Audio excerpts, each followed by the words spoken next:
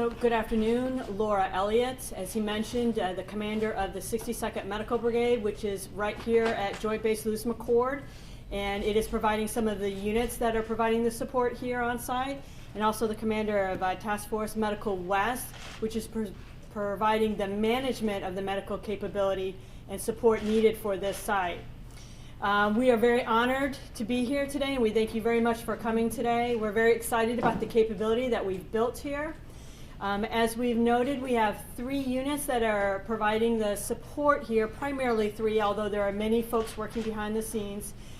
We have the 47th Combat Support Hospital, the 627th Hospital Center, and the 10th Field Hospital. We also have another capability coming online, the 551 MedLog, which is specializes in providing medical supply to ensure that we have that continuous support needed to maintain the hospital capability. We're very honored to support our local community. This is just an amazing opportunity for us, and we are ready to go. We have been working with our federal partners, the FEMA leads. We are ready to receive patients now. What we've been able to do in the past few days is develop the medical policies that are necessary to ensure we have the correct patients coming to the facility, and then we are able to work with the local hospitals. So we have got that completed. We have got our initial operating capability established, and we are ready to receive that patients as soon as Washington has the need to send the patients to us, but we are ready now. With that, I'd like to turn you over first to Colonel Amal Chatila.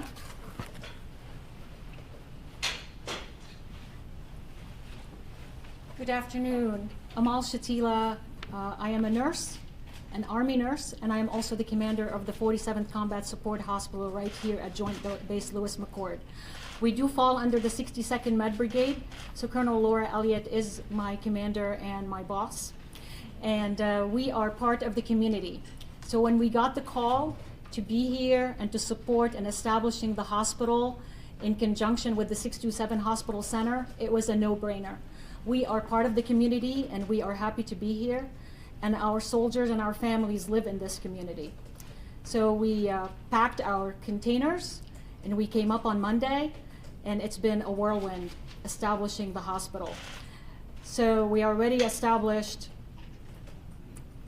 intermediate care wards, we established intensive care unit, we established pharmacy, lab, x-ray, operating rooms, and everything else that enables that. We also have a minimal care capability that is part of the 520th Medical Company Area Support, also part of the 62nd Med Brigade and the 56th Medical Multifunctional Battalion. I am happy to answer any of your questions later, and I will turn it now to Colonel Williamson-Younce, who is the 627 Hospital Center Commander.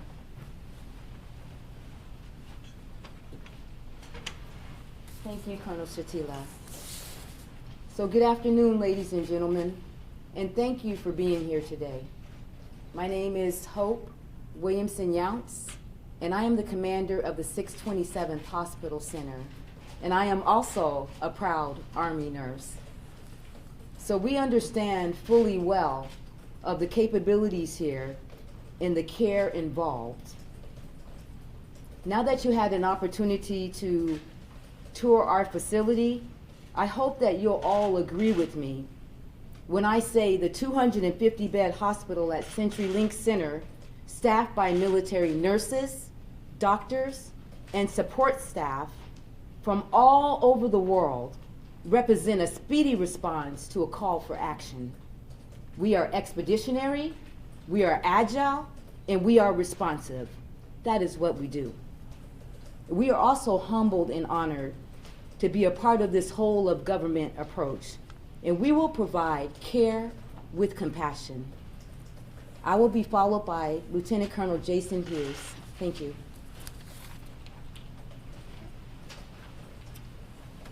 My name is Jason Hughes, commander of the 10th Field Hospital. We're bringing the 148-bed contingency from Fort Carson, Colorado. I'm excited that you had an opportunity to see the soldiers and what they've done over the last 7 days, which is truly historic. If you think about it, we were in Colorado, got here on Sunday. Monday, we started putting equipment in this facility. To build 250 beds over a 6.5-day period to be ready to receive patients is truly phenomenal. And it's due to those professionals that you had an opportunity to walk around and talk to. So I'm glad you're here to tell their story. It's truly an amazing one. Our guiding principle here when we talk about environment of care is, my mother lives in Montesano, Washington. I have family that live in Olympia, Washington. My sister lives here in Seattle. This is a facility that I would love to bring them to provide that world-class care that professionals you just talked to can provide and will provide as we see patients. And you can be confident that that environment of care will provide exactly what they get now in Harborview or those other locations right here in the facility behind you. So again, those soldiers did a phenomenal job to set this facility up in the environment of care. And then we also have to remember our families back at JBLM, but also the ones back at Fort Carson who are really holding down the fort, so we have the ability to come in here and provide that service to the nation when they call. Thank you. Outstanding, thank you. First question? Ma'am, go ahead. Deborah Horn, Pyro TV. I'm not sure to whom I should address this, but you say that you are ready for patients. Does that mean that you're going to be accepting your first patients tomorrow? I can answer that one, ma'am. We are ready for patients now. At this time, I do not know how soon they will be ready to send patients to us. We know that we have everything in place ready to receive them. We have the policies, the procedures, the providers, the beds, everything is ready to receive patients, and all we await is that call for that first patient to come in. It could be tomorrow, but we do not know at this time. Follow up, ma'am. You're here because you're not going to be taking care of the coronavirus patients. They will stay at another institution. If you don't get many patients, will you consider that a win? That somehow the virus has abated enough that you're really not needed, even though you've done all of this work to be needed? Ma'am, just being here is a win for us. Even if it's only one patient, two patients, we are here to support the community. So whatever the community needs for us to care for, whether that's 100 patients, which is what we hope to be able to provide that support to, we will consider that a win. Just being able to support the community with the patient care, ma'am. Sir, Scott with KCPQ. I have a question again for the Lieutenant Colonel. I'll give you a promotion, you don't deserve that. I won't get paid more regardless. So. You talked before about your family here. What's it like on a professional and personal level to come here to home, basically, and work?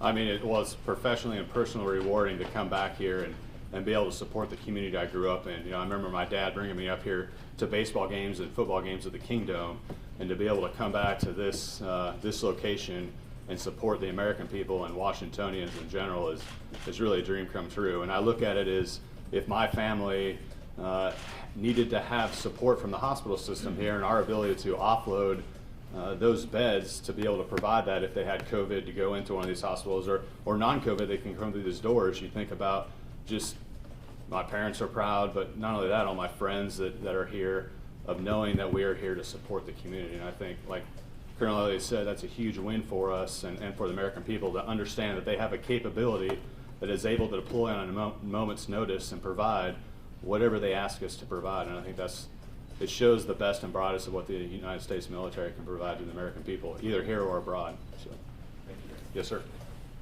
Next question?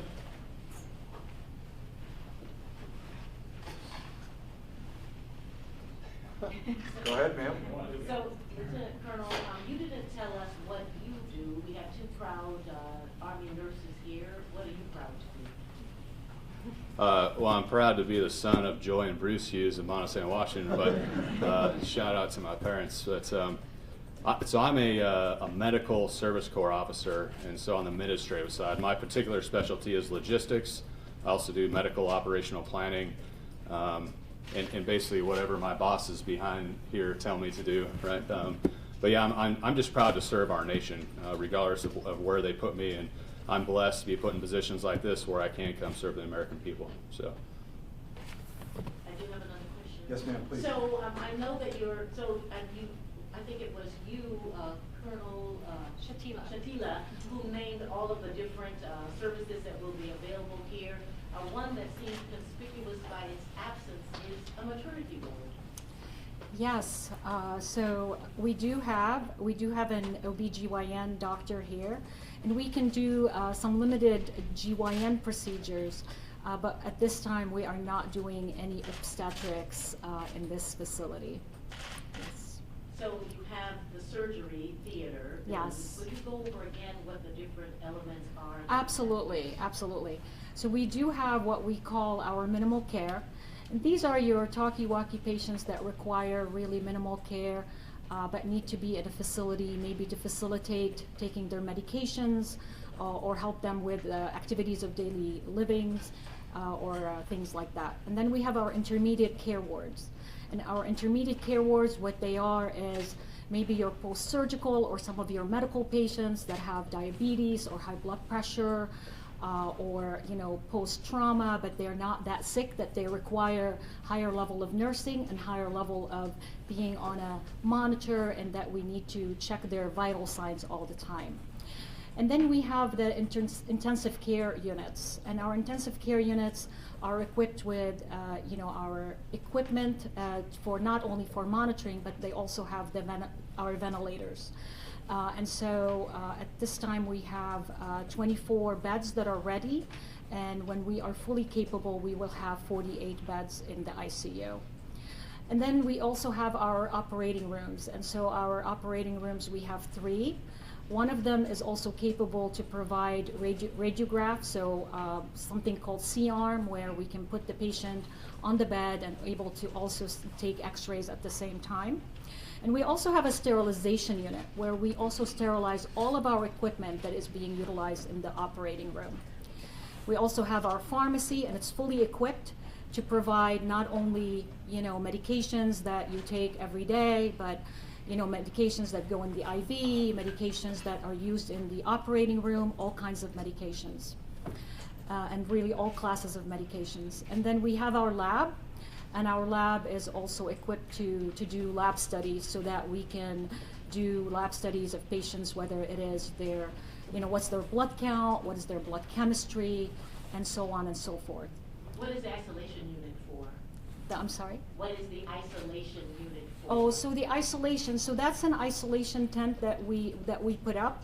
If patients come in and they are exhibiting any signs that they could be, for example, COVID positive, in order to separate them from the entire population, we are going to put them there, and we are going to do the test pending, the test result to come back. But they won't stay here, So at this time, they will not stay here. Yeah. Did I answer your question, ma'am? You did, thank you. Okay. All right. Next question? I have a question. Yes, ma'am. When we first, Your name and Oh, sorry. affiliate, please. I'm Megan Farmer. I'm from KUOW. Thank you. When we first walked out the door, there was a group of soldiers learning something down on the first floor here. Do any of you know what they were doing? Yes, absolutely. So what they were learning how the Hamilton ventilator works. And so one of our certified registered nurse anesthetists, Major Mann, was teaching the medics how the ventilator operates, and was also familiarizing them with the different aspects of the ventilator. Okay, thank you so much. No problem. Did you have a follow-up question, ma'am? No. Okay.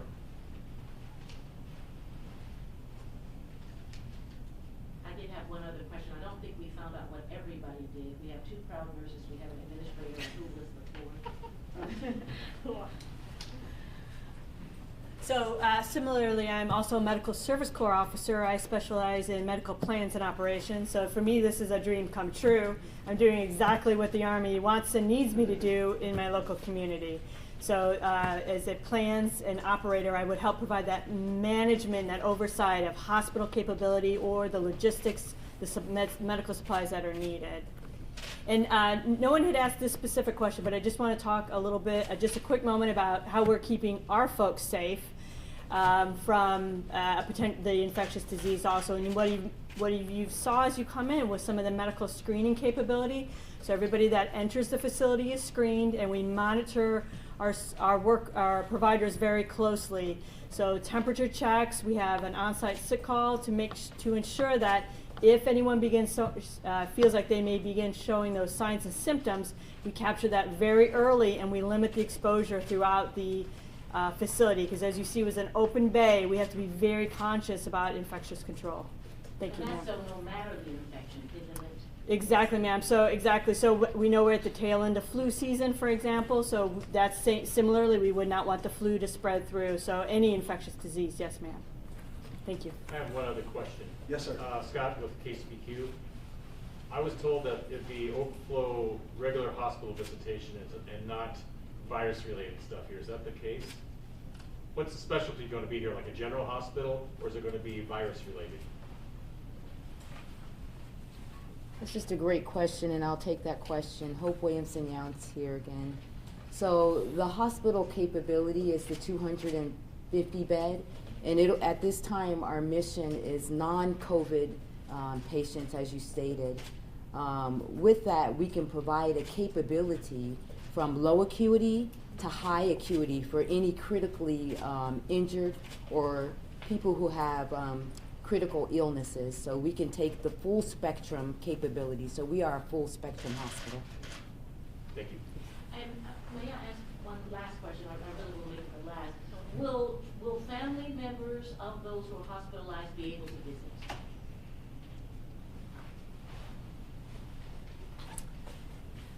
Ma'am, unfortunately, we're going to have to have an extremely limited visitation policy. That was one of the things we worked in conjunction with our federal partners in the local facilities, is that in order to provide that safe environment for all, it will be, unfortunately, a restricted hospital visitation policy, ma'am. As in no visits? As in very, not as in zero, ma'am. So we don't want to say zero, but we will have to ensure we have a very limited number of personnel able to visit during specific times, ma'am. Fantastic. So if there's no further questions, we'll finish with the conclusions from each of the commanders.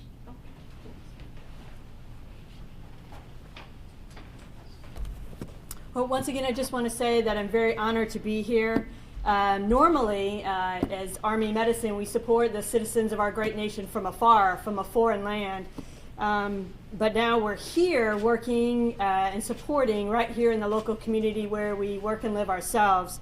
And so it's just a fantastic opportunity to work collaboratively with our community. And we really appreciate you taking the time to come out and see our facility and to meet our soldiers. We are just immensely proud of what the soldiers have been able to accomplish here in a very short time period. Thank you.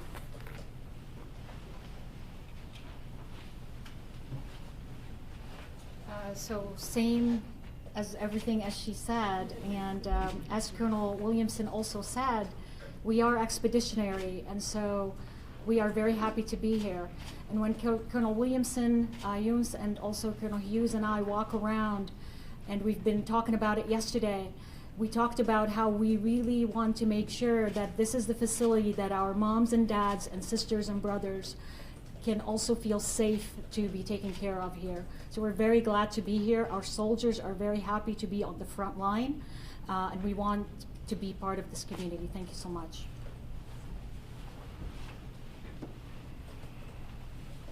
So thank you again for coming out today. It's very important that you share this story of hope and the unprecedented, overwhelming response here to this community. It's our distinct pleasure to be here and provide that care. And as a commander, I am confident that the soldiers that you spoke to today, they're well led,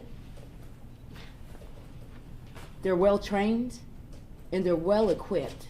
And they will provide this community that great care. So thank you again for coming out today.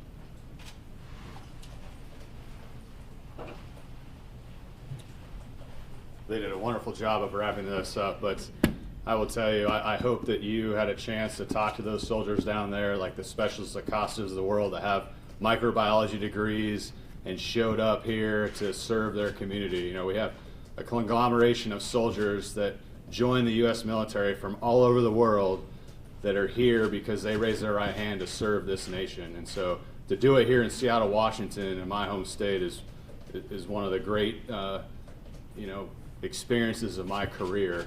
And so I'm just glad that we're here to provide that care to Washingtonians and Americans. And I hope that you highlight those soldiers on the news so they get the FaceTime. People are tired of looking at me, right? But they're the true heroes of this battle. And they're the ones that are going to be giving that care to those patients, okay? So my job is to resource them. Their job is to have that face-to-face caring compassion with the citizens of Seattle that come in here. So thank you for coming out here. Thank you for telling their story. They are your soldiers. This is your hospital, and we're here to serve you. Thanks. Thank you very much.